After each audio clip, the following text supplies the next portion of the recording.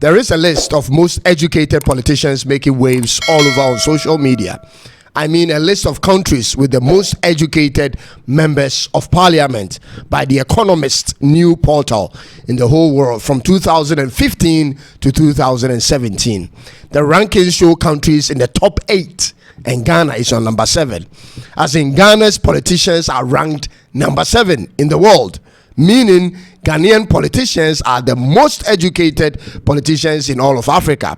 As in, Ghana's members of parliament educational levels ranks higher than their counterparts in Singapore, the UK, Germany, Spain, and all these other developed countries. Ladies and gentlemen, I'm staring at the list, trying to make meaning of what the list took into consideration, and I see it's PhD or above postgraduate as the criteria to measure. Ladies and gentlemen, in as much as this should have been good news for our country and its economy, it's rather problematic because the vast majority of those same men and women who were in Parliament of Ghana from 2015 to 17 are still there today, and our economy has gone from bad to worse. I want to ask the ordinary Ghanaian this question: does it look like our politicians are really as educated as the list suggests, and have we benefited from that? Simply because on one side the answer is yes, we as a country fancy such types of qualifications. We care about who has what qualifications and speaks what type of English, and so it's possible the list is true, but we also know the type of education we have in Ghana, where it's all about read more, pass an exam, and forget about what you just studied. So we have all these ministers of states and members of parliament having all kinds of degrees and acting like they know so much until a task is given to them. I said that to say this: of what benefit is it when your politicians have paper qualifications but no technical or experiential know-how in how to run things? How does that translate into providing solutions and creating a better society? Let me explain to you how so many of them got all those qualifications, ladies and gentlemen. Many of them, I repeat, have never worked in any private companies or on their own before.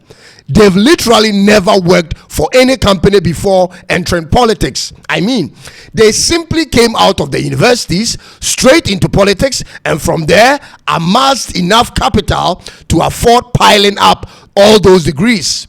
Some sit in Accra and do a UK degree and fly in and out as though it was cheap. Ladies and gentlemen, flight tickets ain't cheap from Ghana to the UK. So obviously they will be educated, but give those same people a ministerial position or a chief executive role to oversee a policy or project and see the rot that comes out when its term of office is over. They know how to use their degrees to get into positions and get projects, but they don't know how to use the degree to execute same project. They hate honesty and living within their means. They are not careful with state funds, and they use every opportunity working for the state to milk the state. The ethics of their degrees and PhDs are of no importance to them. They are all using the Toyota Land Cruisers, the 5.7 liter model. Their salaries, when accumulated for even 10 years, cannot afford those cars, but they get it in months after their elections. They indeed have the qualifications, and I won't disrespect any of them for getting a higher education. But we, the people, don't see the value of their qualifications. They don't solve problems. In fact, they cannot solve problems. They are all talk and no work. And the type of degrees they mostly pursue are either in law or in the humanities. As a result, they don't have interest in pragmatic ideas that can transform this country. Our cities are so poorly planned. Our water supply system is badly managed. Every basic thing in Ghana is poorly managed. They cannot run a profitable state enterprise. They cannot be trusted with our interest. They serve their party's interest rather than the people. So someone please remind me again of what benefit are their qualifications to this country, rather than they create problems for the country and thrive off it. Our pain is their pay. All we hear is millions of US dollars spent on this and that, and you still find the things undone and overpriced.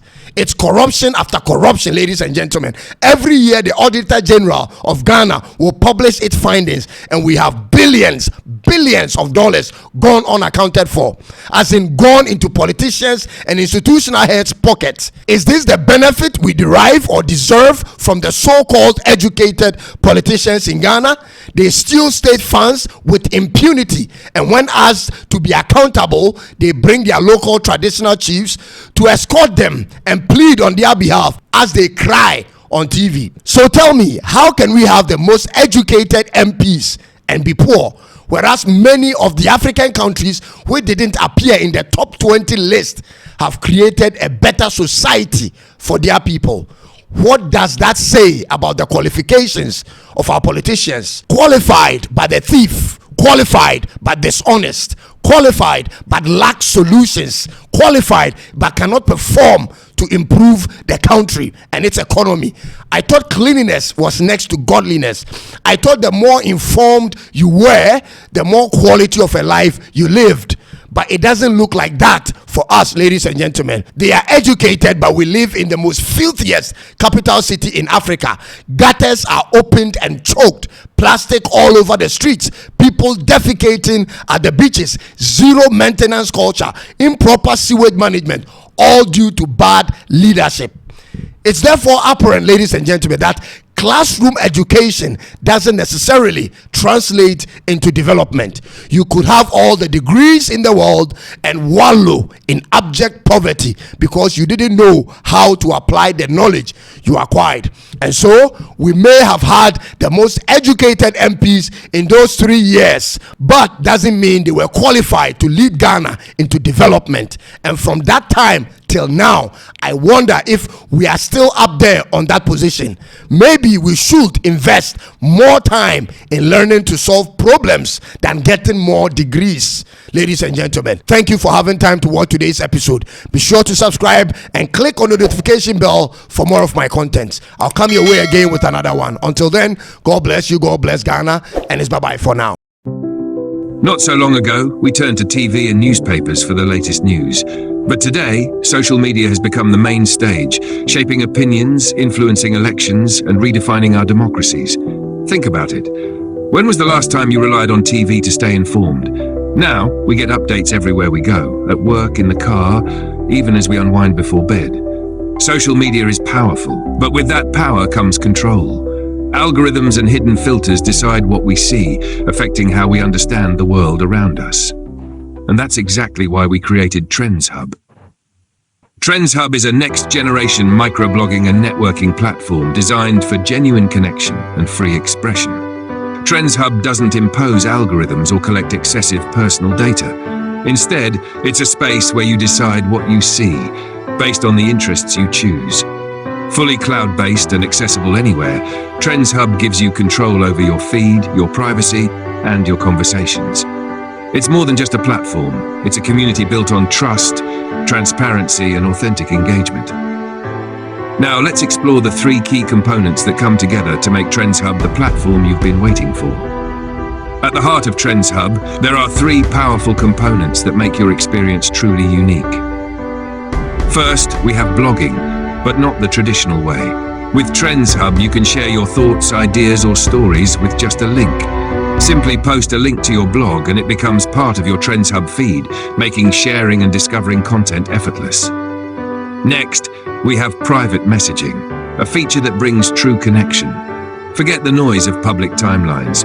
With private messaging, you can have personal, meaningful conversations without the distractions. It's all about building relationships on your terms. Then there's bits, short videos that bring your content to life. Whether you're sharing a quick thought or a creative spark, bits make it easy to express yourself and engage with others through video in a way that feels personal and real. And here's something that sets us apart even further. Read For Me, our AI-powered model that reads captions in any language. If you don't feel like reading, simply let the AI do the work. It's a feature designed to make your experience even more convenient, inclusive, and accessible. These 4 components come together to create an experience that's simple, engaging, and all about you. And it's just the beginning. The future of social media is here. and it's happening now. Trends Hub isn't just another platform, it's a movement. It's where innovation meets freedom, where you control your experience and where the next big thing is waiting for you to shape it. This is the moment to be part of something historic. Trends Hub is more than a platform. It's an opportunity to revolutionize the way we connect, create, and share. It's time to make your mark, influence the conversation, and help pave the way for a new digital future. And the best part? Trends Hub can be found on your browser, fully cloud-based and accessible anytime, anywhere. No app downloads needed. This is the cloud, simplified. So what are you waiting for? This is your chance to join the wave that's going to change Africa and the world. Don't miss out. Join Trends Hub now and be part of the future today. Are you trending?